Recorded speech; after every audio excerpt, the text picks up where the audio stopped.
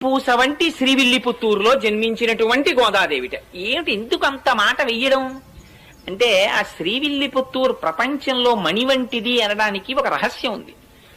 మొట్టమొదట ఈ భూమి అంతా కూడా సముద్రంలో మునిగిపోతుంటే, ఆనాడు రాక్షసులు దీన్ని చాప చుట్టినట్టు చుట్టి పట్టుకుపోతుంటే, వరాహమూర్తి భగవానుడు నీళ్లల్లోకి ప్రవేశించి ఆ రాక్షసుల్ని దునుమాడి తన మూపురమున ధరించి భూమిని పైకెత్తారు.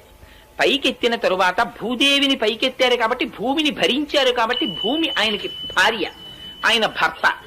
అందుకని ఆ భూమిని యథాస్థితిలో ఉంచి తన అవతార సమాప్తి చేసే ముందు భూదేవిని అడిగారు, నీకు ఇంకేమైనా కోరికుందా అని. అడిగితే భూదేవి ఆనాడు ఒక కోరిక కోరింది. స్వామి, నువ్వు ఇవాళ ఏ రూపంలో ఉన్నావో అదే రూపంతో నాతో కొంతకాలము పాటు గడపవలసినది అని అడిగింది. తప్పకుండా అలాగే గడుపుతానని ఆదివరాహమూర్తి అవతారములో ఉన్నప్పుడు